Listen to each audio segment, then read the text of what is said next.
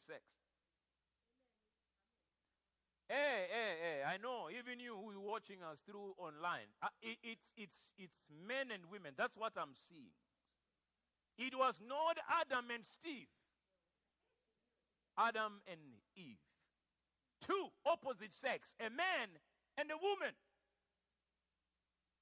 And it is those two that shall become one. Those two. Because also sometimes, let me not go there. We might just waste our time. Let me continue. Ecclesiastes 4 verse 9. Ecclesiastes 4 verse 9. The Bible said, two are better than one. Two are better than one. So it means marriage was designed for the betterment of life. You didn't hear me right there. Two are better than one. He said, if one falls, the other one what?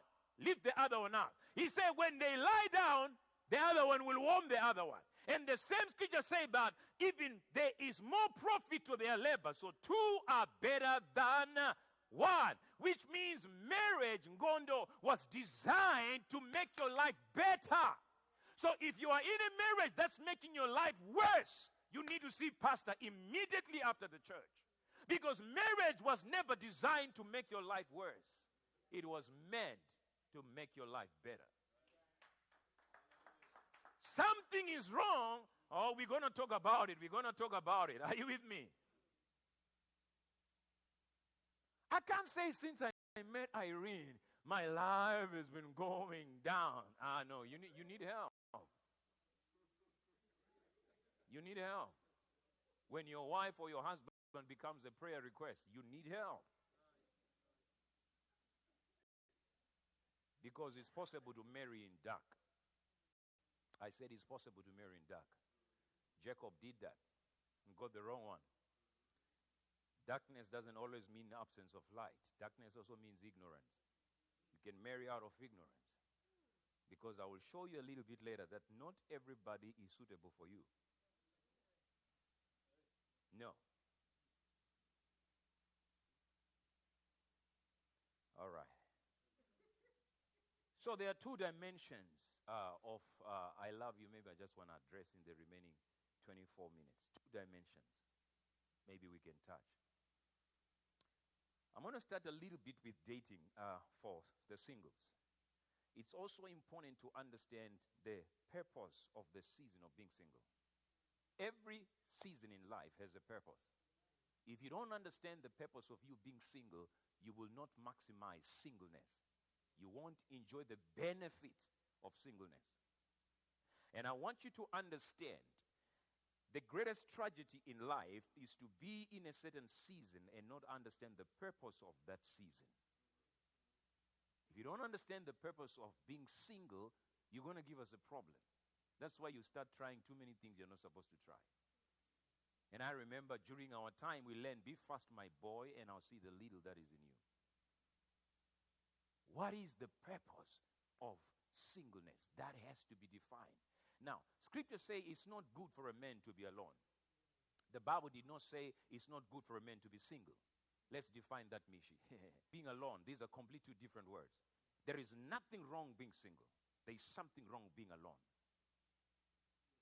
By Oxford, not by Greek or Hebrew, by Oxford Dictionary, the word single means unique, separate, and whole. But alone means isolated and secluded. The Bible says it's no good for you to be isolated and secluded. But there's nothing wrong being what? Unique, separate, and what? Why? Because it means there is something that you are that even your spouse will never be. There is something I am. After 24 years of marriage to this woman, she will never be me. And there's something that she is. Why? Because singleness doesn't necessarily dissolve with marriage. Actually, it spices up the marriage. Because if we are all the same, then we have got double strength and double weaknesses. And the greatest tragedy that we see is that when women are married, Pastor Rumbi, they lose their identity. So when you say, what's your problem? No. You submit in a marriage. The word submit, Ephesians chapter 5, to submit, Trish, these are two words. Sub, which means under, Meet is from mission. You are under authority of Trevor, but you are still on a mission. Don't lose your identity as a woman. You have destiny. You have assignment. You have purpose. You just have to be under authority, but execute what God has created you to do. Thank you there, the back there. She's clapping nicely there. So it's not good for a man to be alone, right? So we need to understand the purpose of singleness. Now, I want you to understand, everybody, that every marriage begins with dating. But not every date ends in a marriage. And our people don't understand, Pastor. When we date, we think, oh, you better marry me. Oh, you suppose, no. Every marriage begins with a date, Trevor, but not every dating ends in a marriage. The word date or dating, you never find it in the Bible, but the principles of dating are outlined in the scripture. Are you following me, somebody? So when you are going into the market to date, first thing you need to understand, don't date someone who's not an ideal potential mother or father to your own children. Don't date someone that's not a potential ideal husband, ideal wife. In other words, when I look at the person, I can see that I don't think this person will be my potential. Why should you avoid that? Because you dating that person, you are wasting their time and you're wasting your time. It means certain people will not match that category in your life. It means certain people, I can go into the nitty-gritties. But let's just say certain people, according to you, should not fit the category. You should know that I'm not dating this type of people. Because I don't see myself with such, And one of the greatest challenges I know that we have is that people confuse type and description. He's not my type.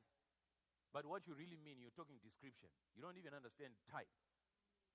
Thank you, Tricia. What you see, right? Because what's your... I need a man with a six-pack, with a bicep and a trap. That's not a type. That's a description.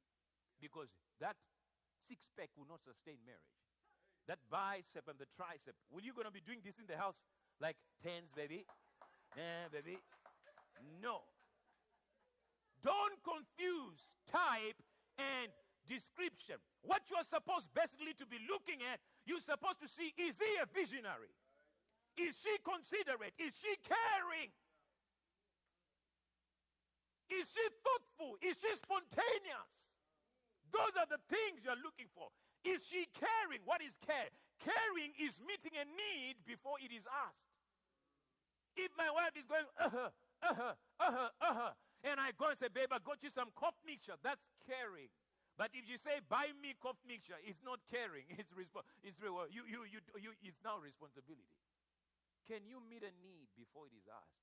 Is that person sensitive? What vision do they have about their life? Do they understand their identity? Those are the things you're looking for. You never marry for physical gratification, by the way. We will not go there. We'll only talk when we're with couples.